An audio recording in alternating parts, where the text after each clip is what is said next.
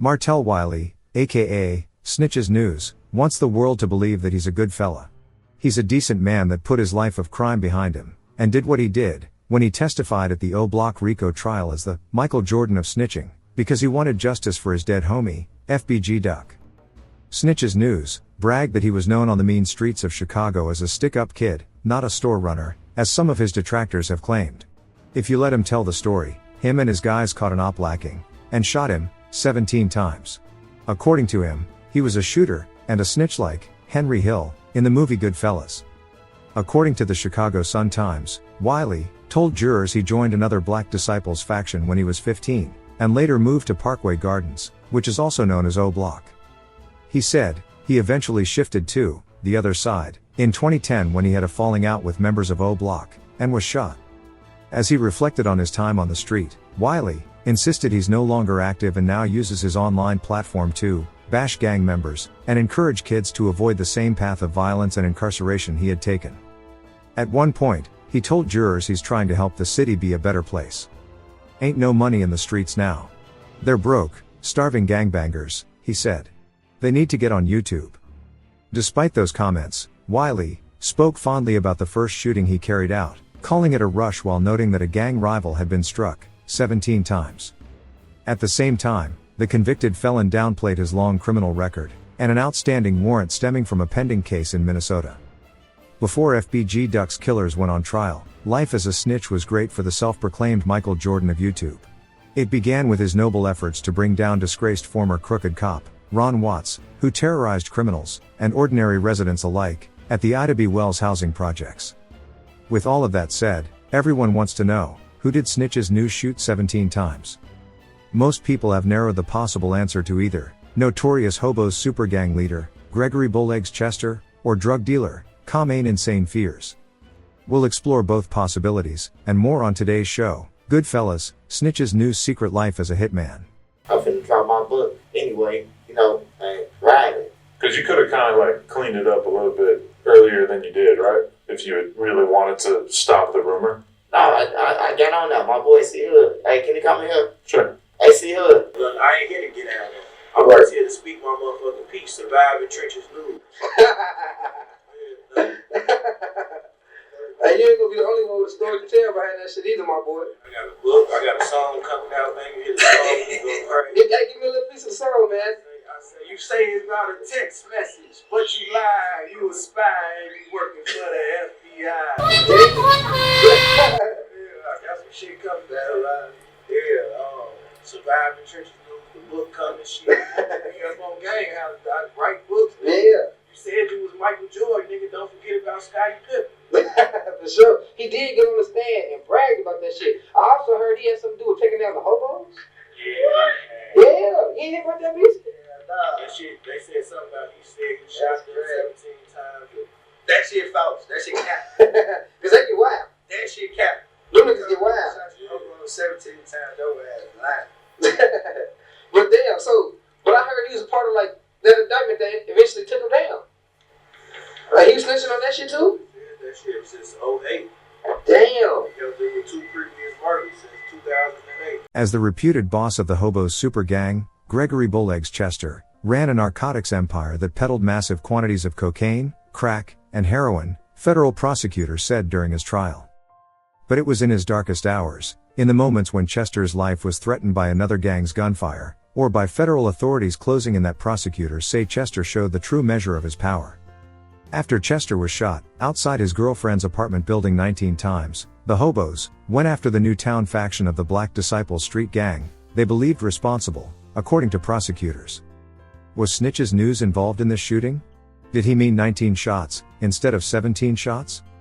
3 months after Chester was hit 19 times, in September 2007, a team of hobos tracked down the rival gang's leader, Antonio Beans Blewett, on a Sunday afternoon as he left a funeral home, killing him and a passenger in a car with 41 shots, so many that Chicago police ran out of placards to mark the spent shells. A cigar was found still hanging from Blewett's mouth. Prosecutors alleged that the hobos represented a new breed of gang that was made up of members from various gangs who once were rivals. Many of the hobos started in the now demolished Robert Taylor and Ida B. Wells public housing complexes, from factions of the Gangster Disciples and the Black Disciple street gangs, according to prosecutors.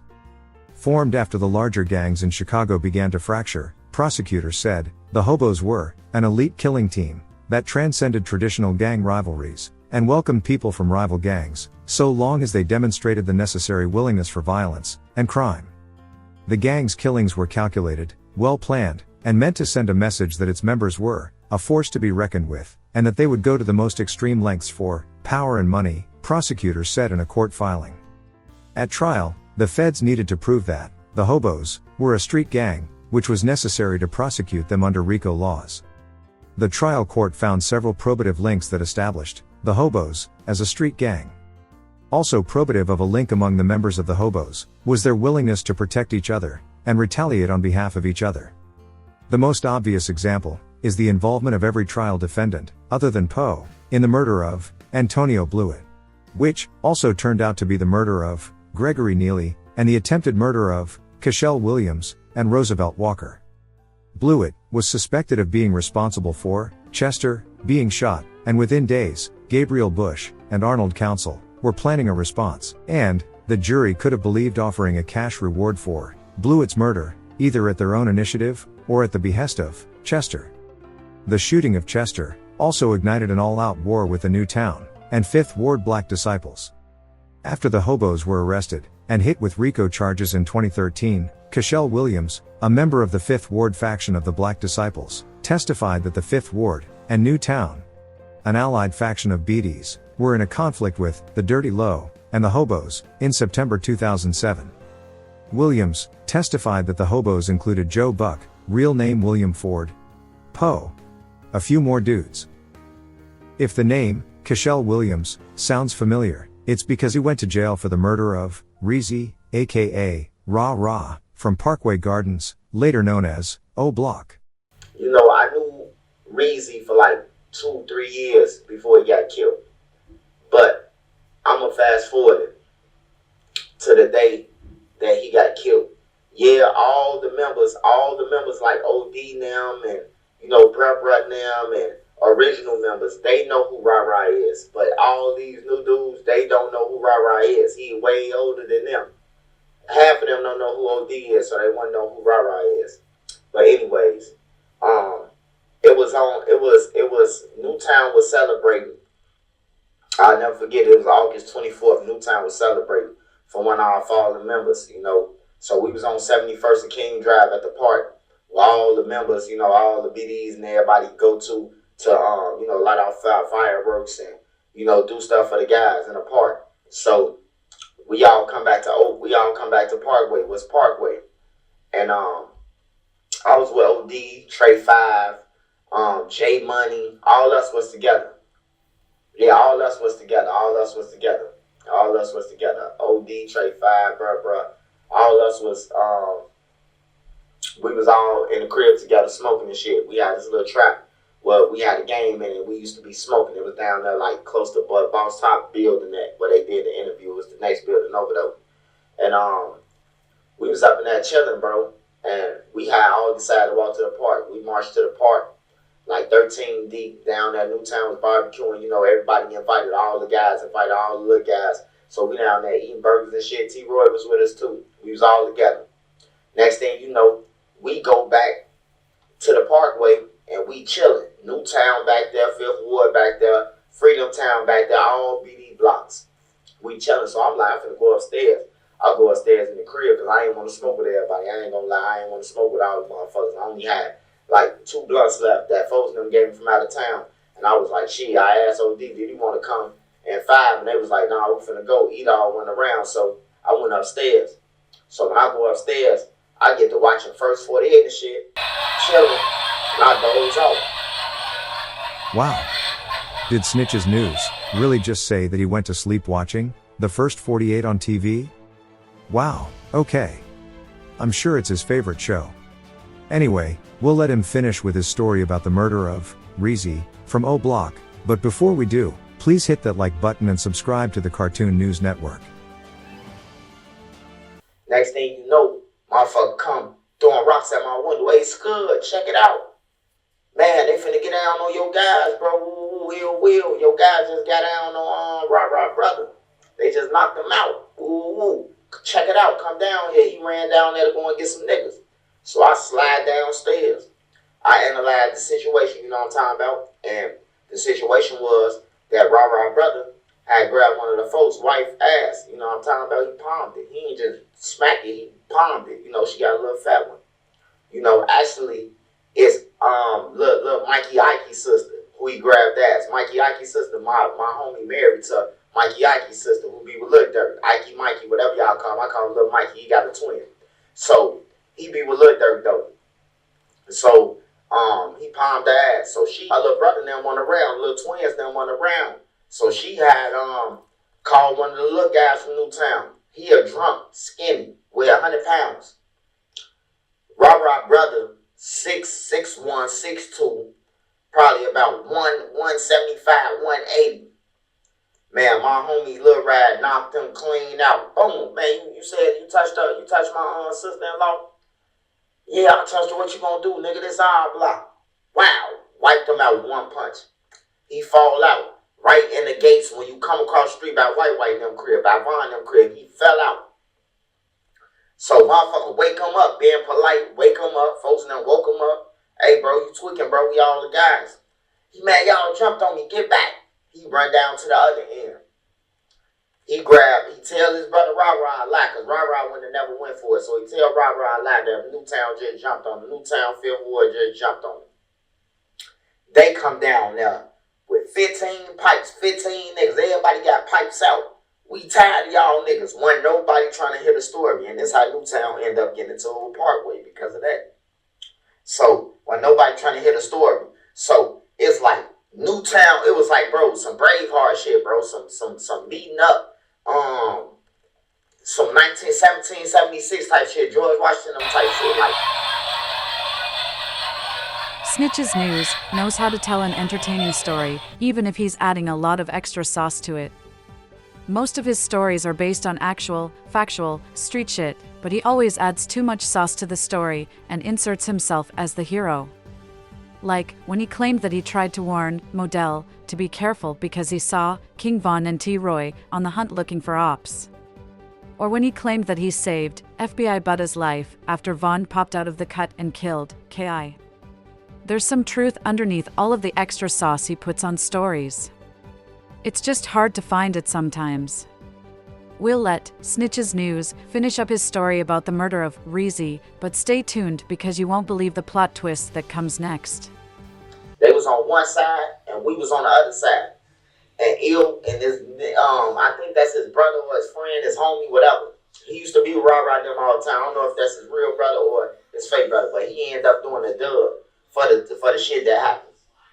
So Shorty got the gun. We used to call him Trigger Happy Will, bro. He used to be running around Parkway just willing to shoot.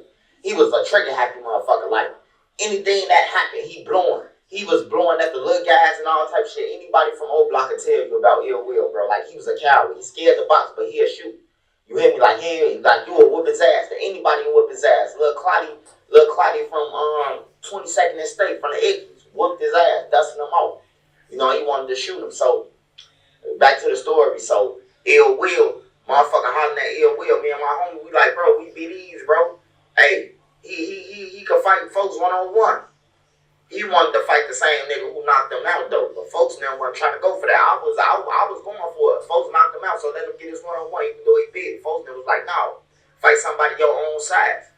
So, his brother ain't want no smoke with folks who said fight somebody his size. They got to backing up. Now, they backing up. Hey, look, we probably like, I say about 10 yards, 20 yards. We probably about 30 yards apart. We probably about 30 yards in the middle of 30 yards. No, about 20 apart.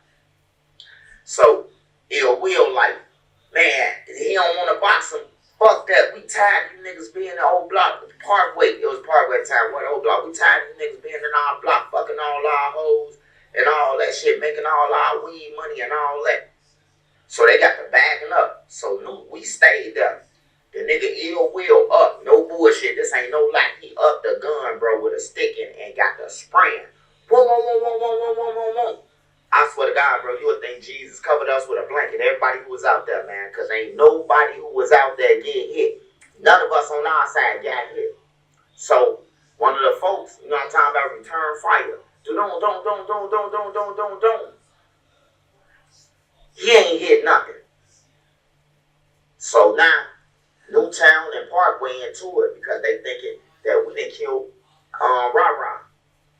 A lot of people said Wooski killed him too. So this to clear up this shit. Wooski did not have nothing to do with it. Wooski was a little kid. Hey, look. So homicide, they get to grabbing everybody. The niggas in Parkway, they 12 too, because they was telling the police that Newtown had killed their homie. So they came and grabbed me, they came and grabbed my homie down, they came and grabbed Fifth Ward, they was grabbing niggas, bro, for the homicide. You know? So they was asking us what gun we had. We told them we ain't had no gun, because it was irrelevant for us to have a gun, and he shot first and all that shit, so we ain't had no gun. We stuck to that story. So then, you know, they was asking him why he had a gun. He said he ain't had no gun. So what they did was they caught him in Parkway like 4-5 months later with the same gun that killed Ra-Ra and ran ballistics. This is the part that Snitch's News is leaving out of his story. He's the nigga that told police where to find the gun that linked Ill Will to Reezy's murder, and the nigga that snitched to the police that his homie, Cashel Williams, was the other nigga busting his gun that day. Don't believe me? Let's look at the paperwork. CI, or confidential informant, has known Cash for approximately 2 years, but not well enough to discuss the shooting of Marshall. No redacted name, but most likely Billy or Willie, as in Ill Will, to stash his guns at 6358 South King Drive, which is O-Block, and an apartment number, which is also redacted. The apartment is the one whose windows are left of the main entrance. Damn. Snitch's News told the cops to go to the apartment with the windows to the left of the main entrance to find the gun that killed Ra-Ra. Damn. He really is the Michael Jordan of snitching. There was another CI, or confidential informant, other than Snitch's News, talking to the police about Ra-Ra's murder. His name and the name of his girlfriend is redacted, but he learned about the murder of Reezy from his girlfriend's brother, and the story is eerily similar to the one just told to us by Snitch's News. Fight started because blank, but most likely the name of Reezy's brother got into an argument with a female, and her boyfriend got involved. Now, look at the last name of the arresting officer who wrote the report. It's Echevarria. Danny Echevarria was one of 2 good cops that were involved in the investigation into crooked cop Ron Watts and his posse of corrupt police officers, along with Shannon Spalding. So, at least some parts of Snitch's news story is true.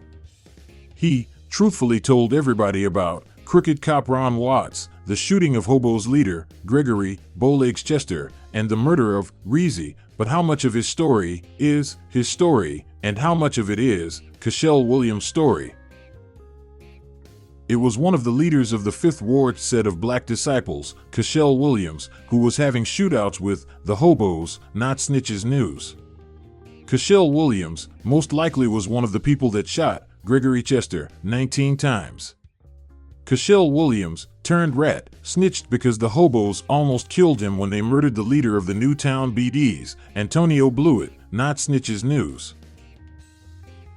Of course, Snitch's News is a Newtown BD, so he knew about the shootings of Gregory Bowlegs Chester and Antonio Beans Blewett, told police about his homie from the Fifth Ward accidentally killing Reezy, took Cashel Williams' story to the jury in FBG Duck's murder case, and made it his own because he's a funny guy.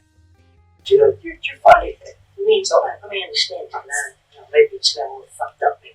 But I'm funny how? I mean, funny like I'm a clown. I amuse you. I make you laugh. I'm here to fucking amuse you.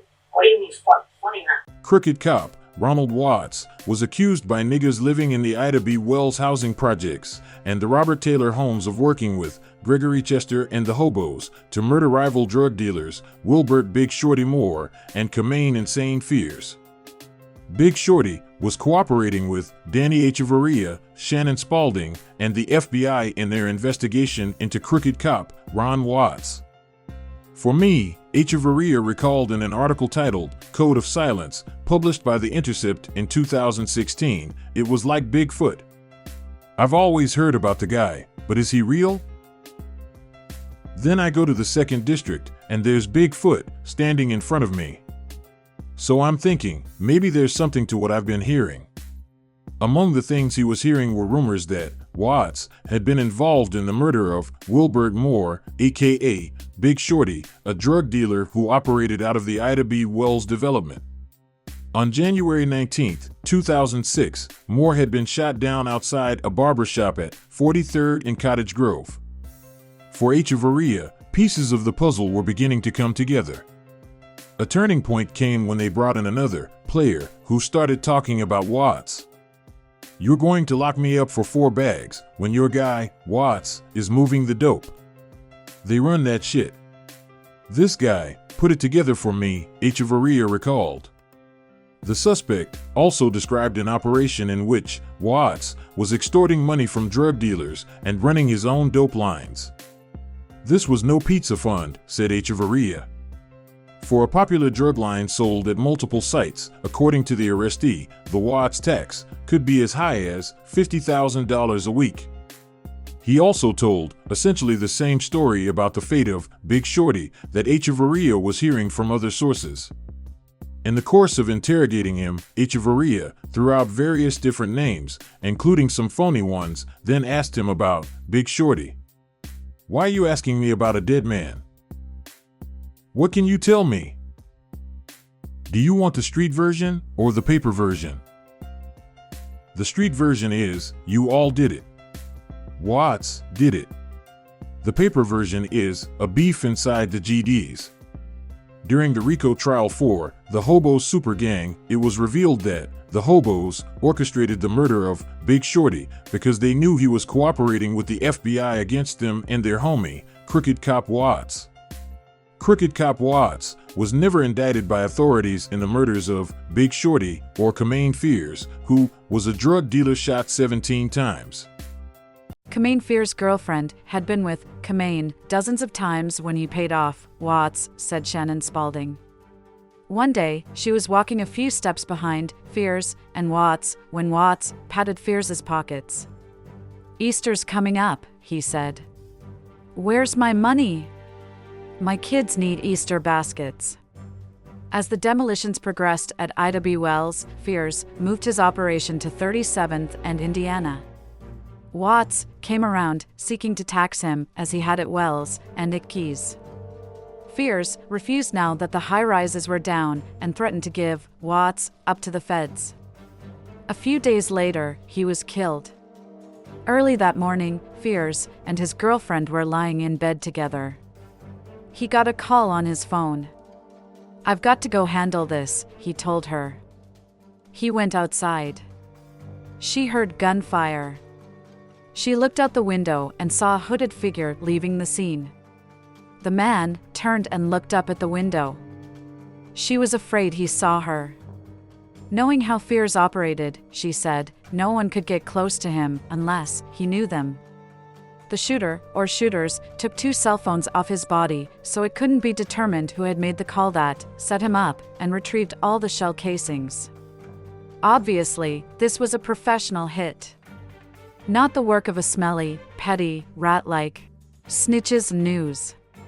For his part, Snitches News now claims that he is responsible for shooting the notorious leader of a Chicago super gang of killers, Gregory Bowlegs Chester. This network does not believe him. He needs more people. Well, we don't believe you. You need more people. I never told them about no motherfucker none of that. Like, no murders, and y'all be saying the little shit online. People be overdoing it. He told them some murders. No, I didn't. You got me mixed up with another motherfucker. I didn't. They had that in the article too, bro.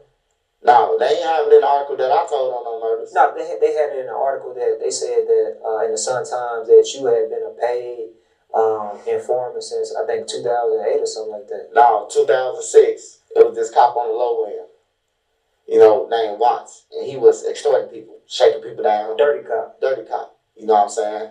And he fucked with the wrong person, bro. Like I ain't like my peers and none of that. I was thinking, And I done watched this man ride down on the project buildings, the drug dealers paying him. The worst thing to do is to pay a motherfucker. You know what I'm saying? Once you pay him, he coming. He coming back once it's gone. And they was paying him on the low end. Certain motherfucking blocks was paying him. So he was riding around and shit. So now, after he took some money from me, you know, I let that shit go, but I was still complaining about it, really. You know what I'm saying? Like, this motherfucker just took my money.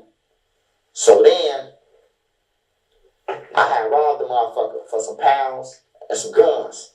He ride down on me on some training day shit. I need that shit back by tomorrow, or, you know, I'm putting this on you. You hear me?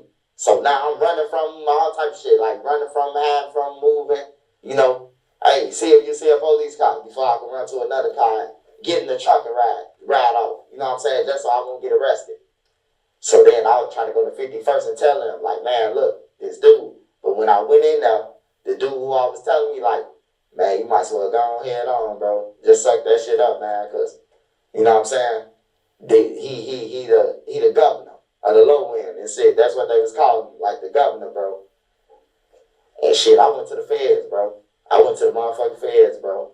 And straight up, bro. And he was already investigated. He was giving drug dealers the drops.